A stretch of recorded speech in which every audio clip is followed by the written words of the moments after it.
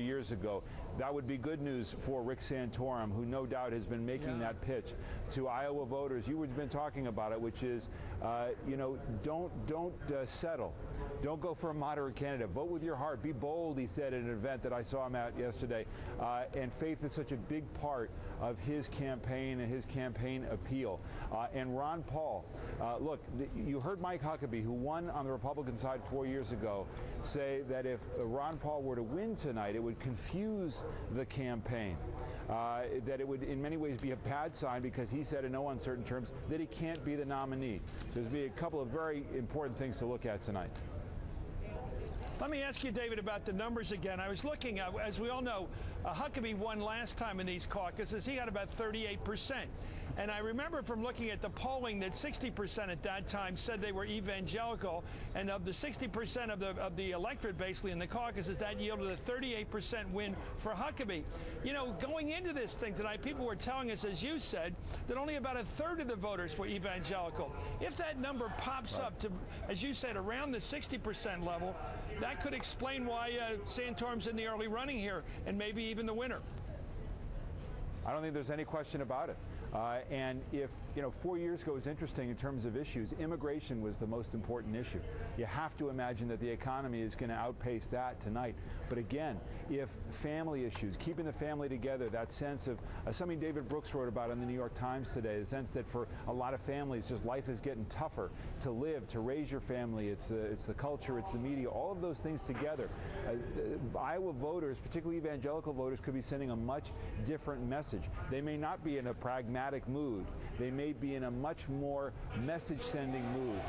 That could be something that helps a Ron Paul, helps a Rick Santorum, may not be quite as good for Mitt Romney, who was talking in the last couple of days about perhaps winning here with 22, 23% of the vote. Depending on that evangelical turnout, it could be a higher margin that the winner takes.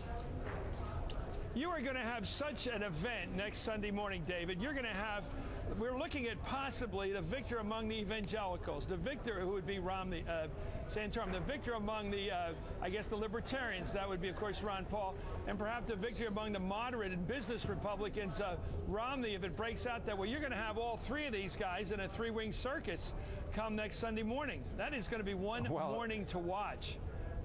Well, it's going to be an important debate because it's a couple of days before the New Hampshire primary where somebody's going to have some momentum coming out of here. I've been saying all the time now that Mitt Romney is still setting the tone for this. If he were to be able to win here tonight, that's very important. To go into New Hampshire, a state where he's favored, no Republican has won both Iowa, they've gone on to win New Hampshire. There's a reason why. It's tough to do. If he doesn't, if there's some blood in the water, you might have a legitimate number two, a socially conservative alternative to Romney.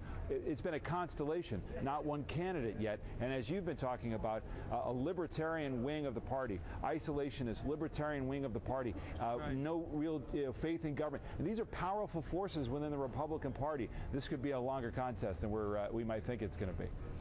Yeah, and an ideological one. Anyway, thank you, David Gregory, moderator of Meet the Press. Let's bring in the former chair of the Republican Party, Michael Steele. He's now an MSNBC political analyst.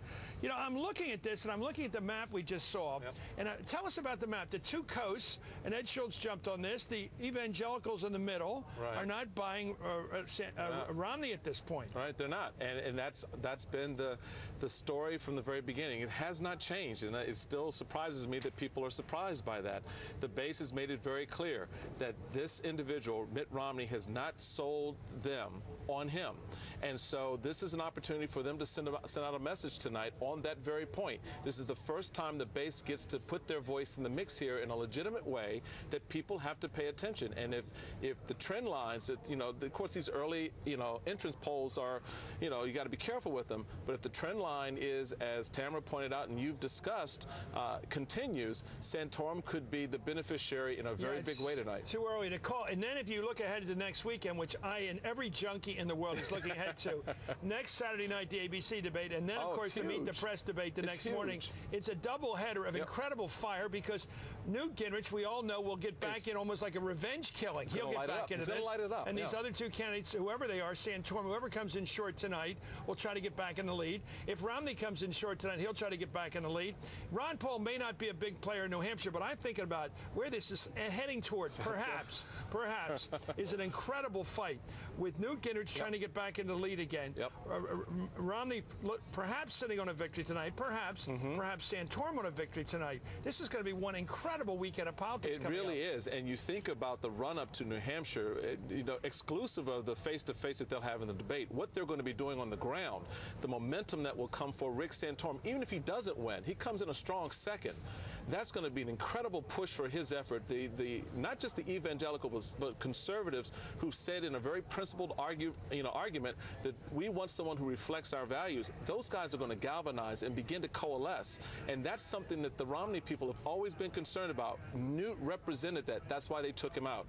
And now you have someone like Santorum has an opportunity to bring those various factions, if you will, together and coalesce around him, which is why I go back to what I said on your show and others. Have they had a meeting yet? Have those conservative members of this team who are running for the presidency had that meeting?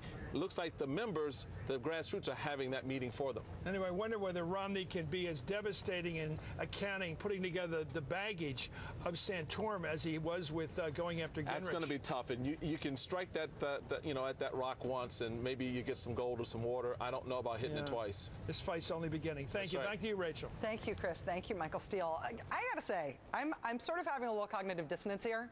What we're talking about is a race that is too early to call, and there are 3 contenders. It's not just Mitt Romney and Rick Santorum. There is this guy, Ron Paul, and he is out there, and nobody, it's like he's a miasma in the room. It's like he doesn't have corporeal form. There's never a discussion about whether or not any other Republican candidate will ever try to compete for his voters. Ron Paul voters are human beings. Why does nobody compete for them? You have to depart from Republican orthodoxy to go at them in any way. You have to become, more of a peacenik than Gene McCarthy ever was. This is just, and you see what Santorum does with that. He goes after him, and actually, Ron Paul pushes Santorum to the point of saying, I personally will bomb Iran. I'll do it. I'll get in the plane, whatever it takes. I'll tell them, have them tell me which button to push. Ron Paul ends up pushing these guys in the other direction. I've said it before, the Obama campaign needs to study that 58% that Tamron was talking about of the voters under 30 who are going at Ron Paul. Those people are available to the Obama campaign. See, I think that Republican politics is being seen as more inflexible than it is, because there's a reason why Ron Paul is not running as a libertarian. Ron Paul is running as a Republican. In a debate. If he was running as a libertarian, we would never speak of his existence. But he's running as a Republican, and he might be about to win the Iowa caucuses. And so the result of that can't just be that the Republican Party says, not our politics. Sure if can. he wins, Mike Huckabee, sure you can. It's the Iowa caucus. But with Mike Huckabee, don't some people end up taking the Mike Huckabee politics and at least making a play for them? People are still making a play for Mike Huckabee politics this year. I think the issue positions of the Paul base are not reconcilable with mainstream Republican orthodoxy, and there's no way to reconcile them. I think the danger for Republicans is that Ron Paul would run as an independent candidate. I think the reason he won't do that is because of his son, Senator Rand Paul.